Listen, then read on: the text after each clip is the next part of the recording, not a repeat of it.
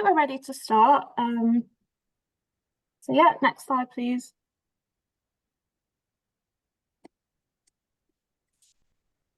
So our speakers for today, we have Scott, Head of Product at Talis. We have Georgia, Product Manager. We have Kate, Product Manager. And we also have Lisa, our Junior Product Manager.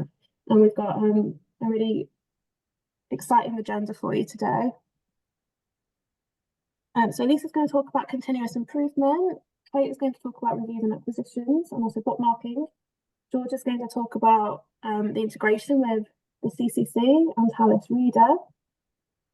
And then Scott will talk about the upcoming roadmap and closing remarks.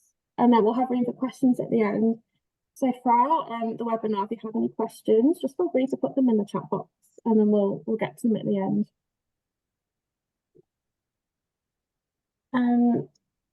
So I think over to, oh, and of course, this webinar will be recorded and we'll send out the link afterwards. So yeah, so I think over to Lisa on continuous improvements. Thanks, Sarah. Kate, could you give me the next slide, please? Cool. So I'm going to be talking about the changes that we are working on this Northern Hemisphere summer. And our main focus will be on improvements for academics and students, but we also think it's going to be really helpful for the librarians. In June and July, we are making changes that add and improve functionality to Aspire, but doesn't necessarily change so much how Aspire looks to students and academics. And you can see here listed what we are working on and what we also are hoping to release during the summer.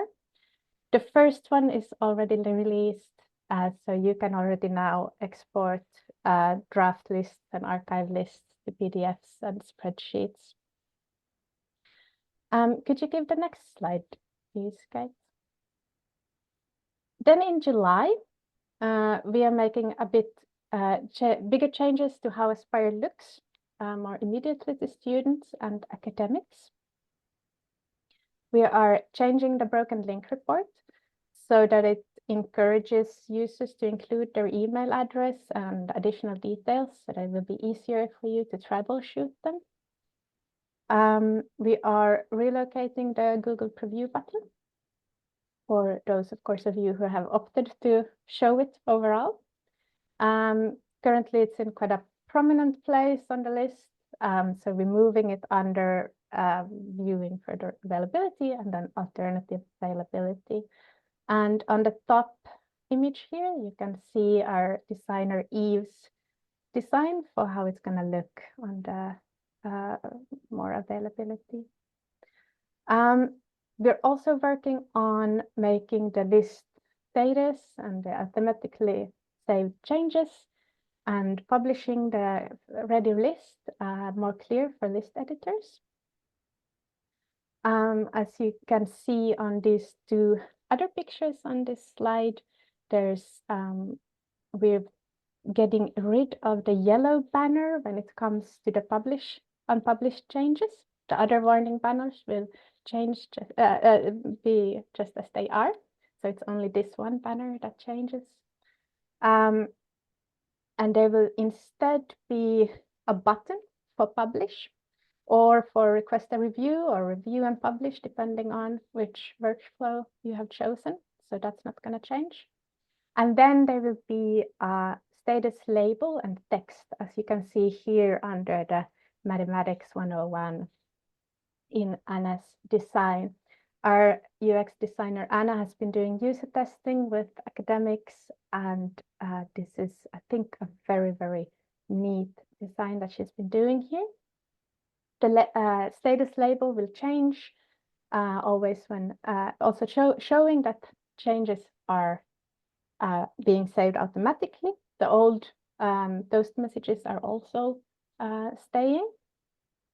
And then there will be a label changing color showing that this is a draft list, or it's a published list, or it's in review, or having unpublished changes.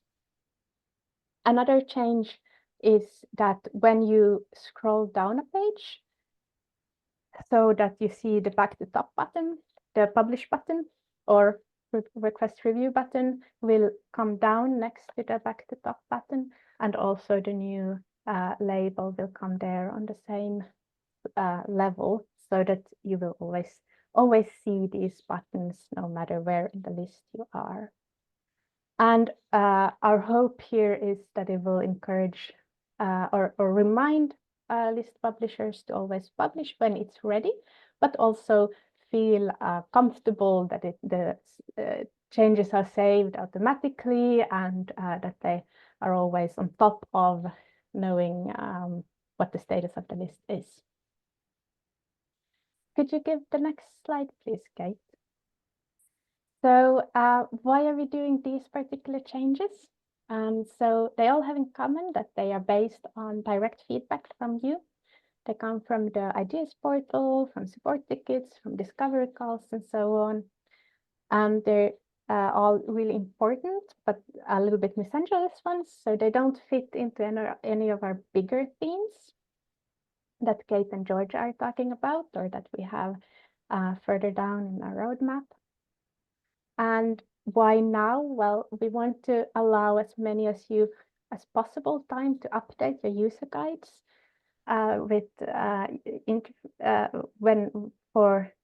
when there's been changes, that how it looks, if you want to do that.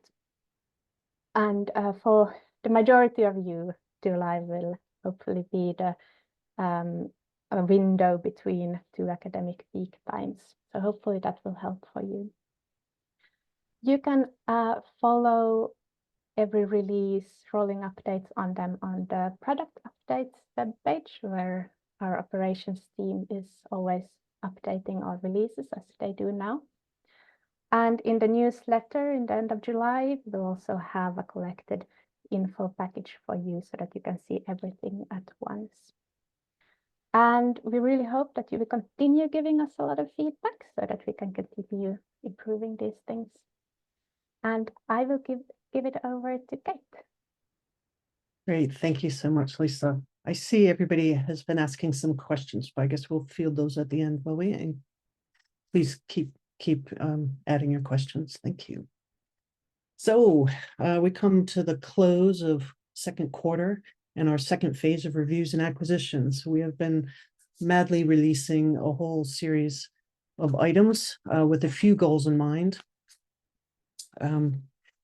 You've seen many of these were delivered in time for the April webinar, so you can go back and take a look at those. But just to review what we've done, and the challenges we were attempting to solve were simplify your repetitive tasks, bring some of the functionality into reviews so that you don't need to use two screens quite so much, and then make it easier to know what you need to do next. So just a quick rundown. We provided a sort to see things in the same order as the reading list. So if you do have to go between the two screens, at least it'll be easier to follow along. We added a retention on the filter on the all reviews page. So as you go in and out of different reviews, you don't have to reset those. And thirdly, we set outcomes. We allowed you to set outcomes in bulk. So for those of you who do one type of outcome for a whole slew of things, then you'll be able to set those all at once. And hopefully all of those will save you time. And then for some of the functionality we brought in, the big one is the links panel, where you'll be able to see what type of link was set, whether or not it was proxied. You'll be able to test the links right there in the review, and you can see if the view online has been ticked by the academic. So I'm hoping that's been saving you some time already. I'd love to get your feedback on that. Two other functionalities we provided were the ability to request digitization and to set and edit the importances. All of these were things that were mentioned last year during the user interviews that we had with many of you. So finally, in order to make it easier to know what to do next, we replaced the exclamation mark alerts with a series of unique icons for each different type of alert. You'll see those on the left side pane of your alerts. You'll also see an itemized list in the yellow alert at the top, as well as the same icons matching in the item details. And Scott will give you a little more detail on this later, but there will be an all reviews demo that customer success will provide to you guys in July. So I hope you'll be able to attend that and see the end-to-end improvements. And then finally, for integrations, the Oasis enhanced integration has been set up officially today, so we can now see pricing for Oasis customers for those books that are available there. And I'm looking for a couple volunteers to spend a few minutes with me at some point in the coming weeks to test that out. If you would love to test Oasis, then please drop a note in the box or send us a note later.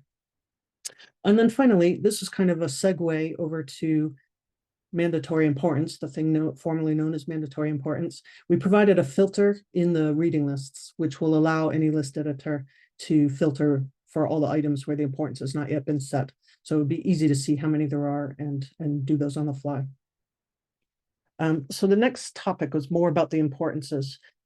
We mentioned this in April and we were finally getting into it. We did a lot of analysis. We looked at some of the issues that people had and then what we could feasibly do for you. Just a quick fun review of some of the variations. Some of you didn't want to use importances at all. Everything on the list was important, equal importance, and mandatory, so they don't use importances. That's fine. There will be no obligation to do so. For those of you who like to use importances, either for your purchasing acquisitions or to support the students' understanding and their learning, then we're going to recommend a couple of options. And I'll tell you about those on the next slide. We were really concerned about giving you the option to just make everything mandatory in every scenario right up front, because there's some of you have very large numbers of items that have not yet had their importances set. There's also some of you who roll to unpublished at rollover. So we just want to think about how we can start to make that process easier for you and encourage your academics to start using it more often. So we looked at a few ways that we could do that, and this is what we plan to start with.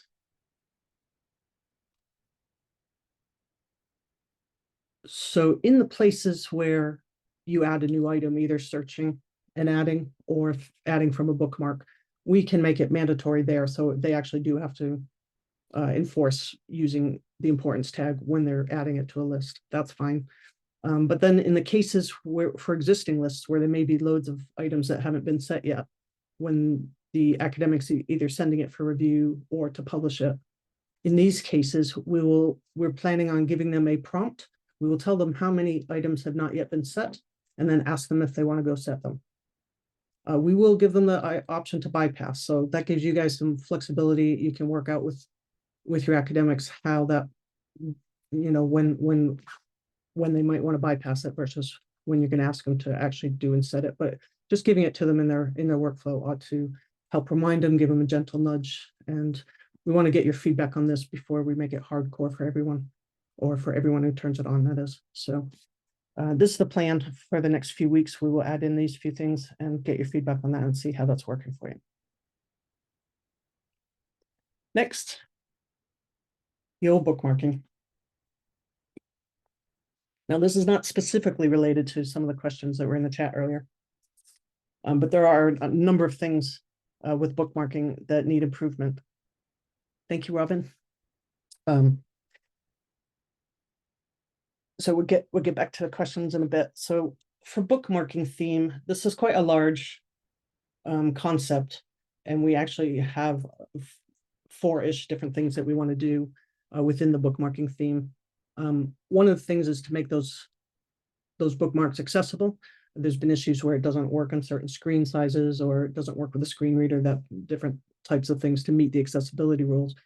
And I'll come back to screens in a minute, but the big thing is the linking magic, as we're calling it. We learned through the discovery integration process that not only are different people set up differently, but the bookmarks, you can't always tell how it's going. Sometimes it goes to the link resolver and different things. And so what we propose to do is to address what is happening behind the scenes and then bring it out. And we still may default to that, but we'll give you the option, or give the person making the bookmark the option to choose something different. We'll need to go into that more over the next few months. So I'm sure we'll come back and ask you some questions about that. We've had numerous ideas over the months for new resource types or the ability to edit resource types, that different thing, as well as when creating bookmarks, the logic isn't always there. So sometimes you have to, well, let's say at the bottom of the screen is a lookup and it's not readily immediate. So we might rearrange things and make them more natural in a more natural process for you. Also, maybe we'll pre-fill the screens with all the things you would need for a given resource type, just to make it a little more, save you some time, I hope. And then finally, we thought we might provide the ability to manage your bookmarks. Sometimes you may have just loads of bookmarks that need to either be archived or organized or whatnot. And we'll be probably doing some discovery around that to figure out how we can help you with bookmarks.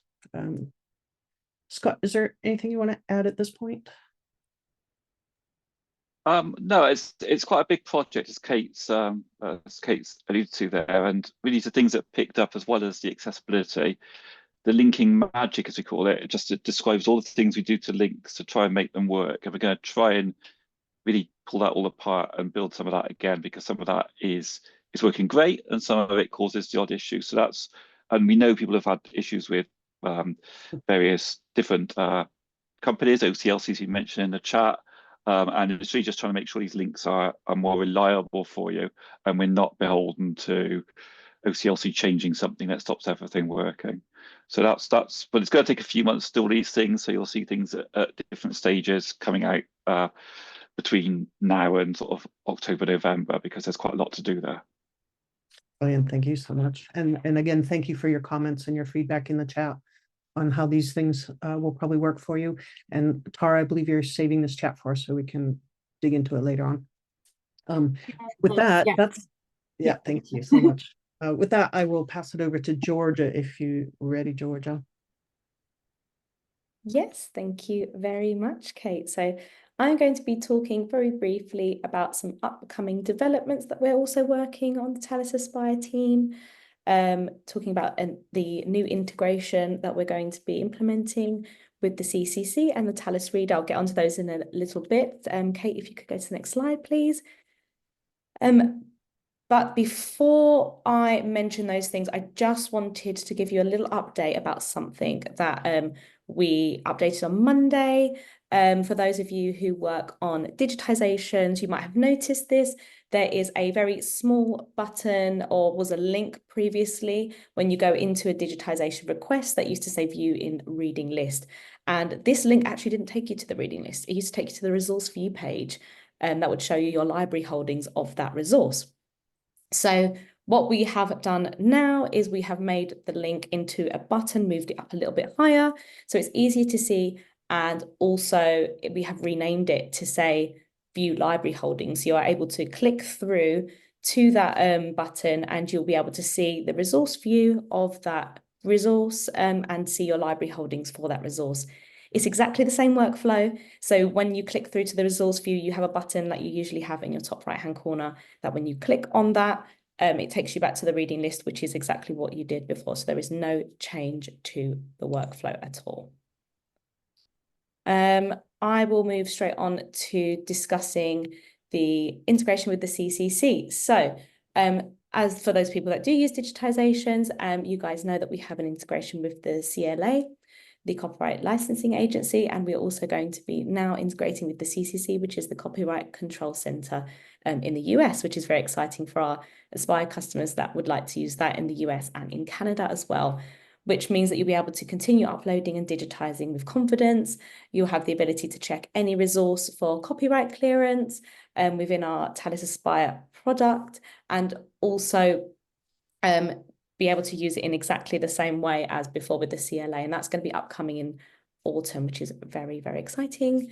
And the Talis Reader, which is a really exciting update from us, as you might have noticed in the last survey that went out in our last newsletter, we were asking some questions about if we were to include an e-reader in our Talis Aspire reading list, where would you like to see this displayed and how? We got some good feedback, so thank you so much from that.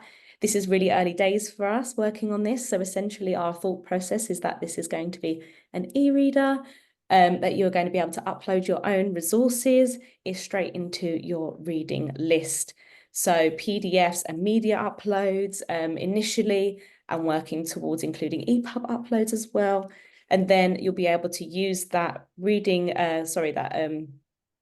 e-reader with your class as well. So you'll be able to include class commenting, so that accessible through your reading list, and also personal annotations as well. And that will be coming in Q4. So it's very exciting times. We're really looking forward to scoping this out a bit further, and seeing how we can best deliver this to our Talis Aspire users this year. So yeah, very exciting for us. And that was it for me, just a really quick update. I will pass over to Scott now for some roadmap updates. Brilliant. Thank you, everybody. Next slide, please, Kate. So just to round up what we've talked about there, we've got the continuous improvement tickets that will be starting to work on them next week, and will be released during July. We've got the big piece of work coming up on bookmarking, screens to improve accessibility and functionality, and we're also alongside that in the process of updating the bookmarking extension. So we have to do a new version of the extension due to some changes Google have enforced. So we've got another small team working on that at this precise moment. We've got the Talis Reader integration, which is using the same framework as Elevate. Somebody asked in the chat. So yes, we'll be using some of the same technology to use that. And really looking forward to seeing that. It's a lot of people have been asking for that. And after those pieces, we've got a whole framework of things to do. There's more continuous improvement tickets that come back from the portal. Thank you for your feedback on that. We really appreciate it. We've got some improvements we want to make to the add resources screen. So when you add the item to a list, a lot of people have asked for Nielsen book data and their discovery engine to be available there. So that's something we'll be looking at in that. We're going to be looking at tagging, which I know a lot of people have been asking about tagging. And we're going to be looking at introducing some tagging and more self-serve functionality to follow up on a self-serve we did earlier in the year. So this will take us all into 2025. Sounds scary talking about 2025 now, but there we are. Next slide, please, Kate.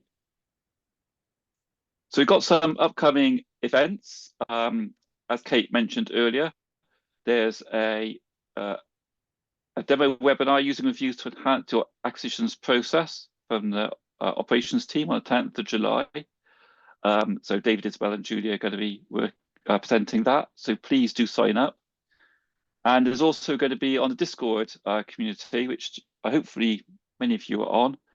They're going to be launching some open sessions, the ops team, focused on particular parts of Aspire and getting your feedback on those. So we're really looking forward to seeing how those go and getting everyone's feedback.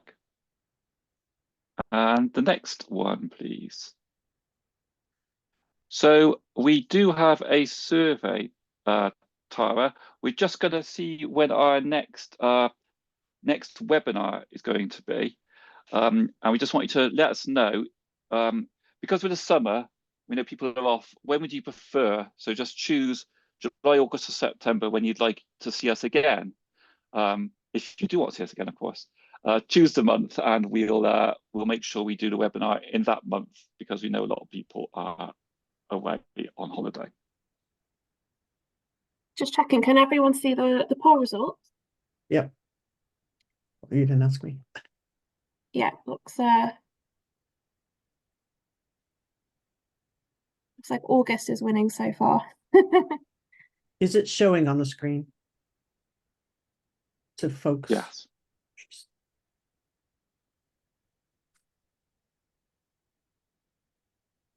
Right, I can leave that poll up for, yeah, maybe 30 more seconds. Just so everyone has a chance to vote. What seems to be the conclusion, Tara? August, I think, yeah, that just by a few votes, August seems to be the winning month. Great. Obviously, we will record it because we know people are on holiday and all the rest of it.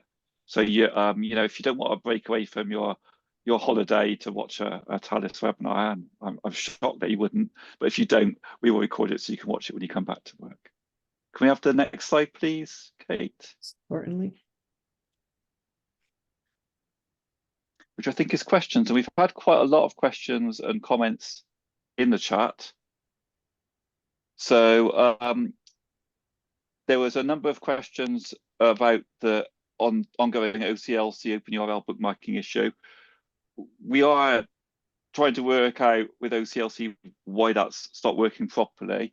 However, the bookmarking work that Kate will be doing later in the year with the team will also hopefully stop these sorts of issues happening again in the future.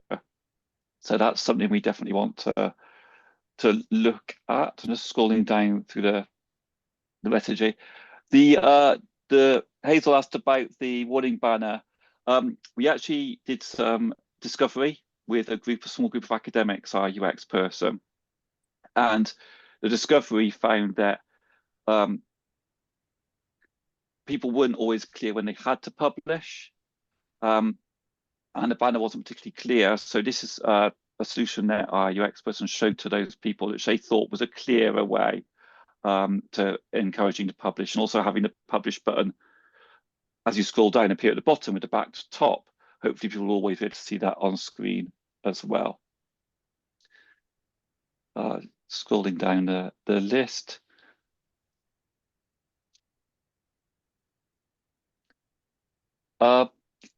Nikki says you're still you're finding the larger new and outcome set alerts a bit too big. On the reviews, what we say is if you've got feedback on the particular reviews, go into our ideas feedback form, because these have been a number of things we tried to push through to try and improve things, and we really like to evaluate what people think about them and see if there's things that we can change as well.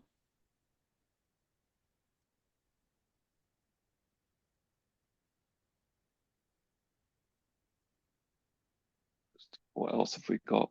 The new editions, I think David Renfrey, thank you, David, answered that. Yeah, it's Nielsen book data we get that data from. It's probably the best we've got. Identifying new editions is a particularly tricky thing, because sometimes they change publishers, sometimes new editions change title, where authors not doing it anymore, so they might say, you know, a particular person's book on, even though they don't write it anymore. So it's Nielsen book data we use for that, and it's not too bad. So that's where we're sticking with that.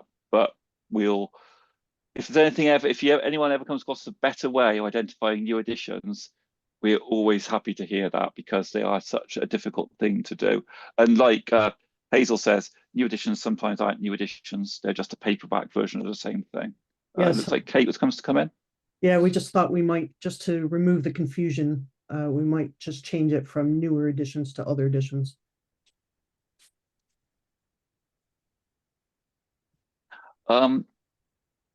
Nikki, with the CCC workflow, let us look into that with the CCC. I'm not 100% sure about the difference between CCC and CLA, but we will double check and go back to them about that. Scott, there's a question from Chantal, I think earlier on in the chat, just about will the broken link report option be more visible? It's definitely a bit hard to find right now. I can't remember. Lisa, can you remember if the broken link is actually changing, or? No. So No, the broken link the report function will be in the same place. What we are doing is at the moment only to change a little bit, because now there comes first a pop-up window that is a little bit misleading and often makes users not adding their contact details. So it's kind of defaulting to not giving their email address. So we're hoping to make it easier, at least for you to troubleshoot it, by making it more obvious that it's recommended to give the email address, and it will be the default also for those who have a profile. So no, it doesn't change place, but hopefully at least it becomes more straightforward. Yeah. Thank you. We It are, is something. Yeah. Sorry, go ahead, Lisa. Yeah, we are aware about the location thing as well. Yeah. And oh, sorry, Scott. I was just gonna, if we have time for that, another. I think there was a question from Hazel just about accessibility. Not sure if we've covered that one already, but it was there are accessibility issues around using specific colours, particularly reds, to denote importance, as some users might be colourblind. I think it's key that the publish button or message makes really clear. So that trace out their changes aren't yet visible to users notifies to the library. So yeah, I think that was quite more about accessibility. Yeah, well, I mean, we are doing quite a lot of work on bookmarking as well. So the accessibility is something that we're focused on. There's a few things we definitely need to do on the bookmarking to improve the accessibility. So it's always forefront of what our designers, our UX team, always check that it's going to something's going to be accessible, which is why sometimes we're not using bright colors because people can't always see those. Lisa, did you want to say something else? Yeah, I think actually that Hazel's comment was regarding to the publish button and the colors there. So there was a discussion about different colors. And yeah, we'll take that with us and see what happens. But thank you. Neil asks about if users are required to install a new bookmarking extension. Yes, there will be a new install required for the bookmarking extension because it's completely changing from programming language. Those that you are technical may have heard of something called Manifest v3.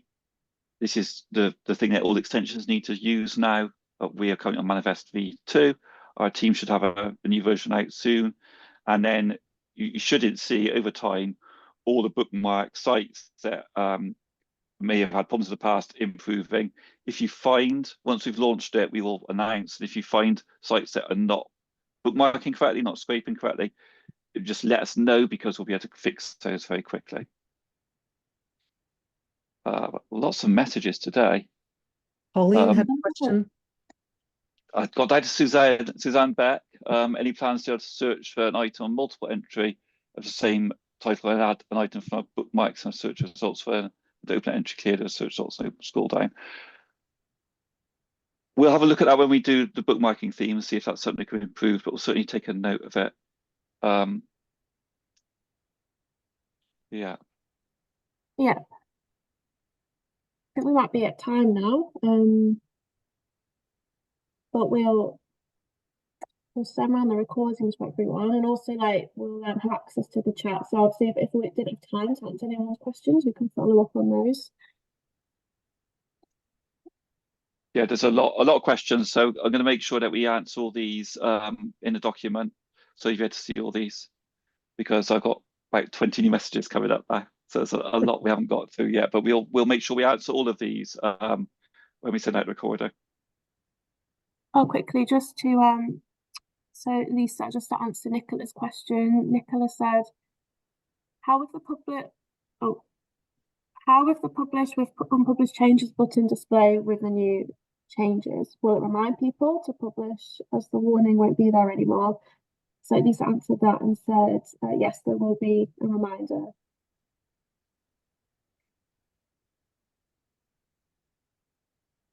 So yeah, hopefully that answers your question, Nicola. Yeah, there's a few. Pauline's asking about will there be follow up on the feedback for discovery integrations for ad resource? Yes, there will be some follow up on that. We'll be holding some discoveries on a number of things over the coming months. As we get into bookmarking, I'm sure there'll be things there, and the other things that I talked about for later in the year that ad resource tagging self-serve. There'll definitely be some discovery on ad resources tagging, and George has already put out a call for self-serve things, which most people said they wanted time periods. I think that was an overwhelming feedback from that, which we understand, and we just have to look at if there's any problems in that, because time periods control digitizations and they're linked together. So we just need to make sure that's done safely, so nothing can be broken with it. But yeah, thank you, Nick. Yes, we'll follow up on the OCLC. Yeah, luckily it's quiet, but we will follow up on that. It's on our list to chase up.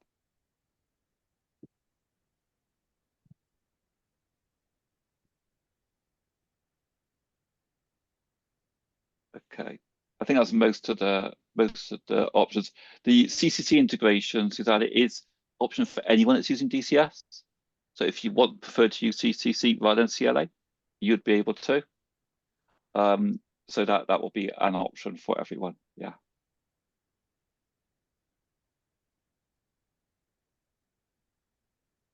Right. Great questions. Really great. Thank you so Awesome. much, everybody. Yeah, so many questions. I think we've answered them all, but we'll check back through afterwards. And to OCLC users, yeah, we will chase this up with OCLC and see when they have a fix. Thank you. Thank you, everyone. Thanks, everyone. Thanks, everyone. Bye.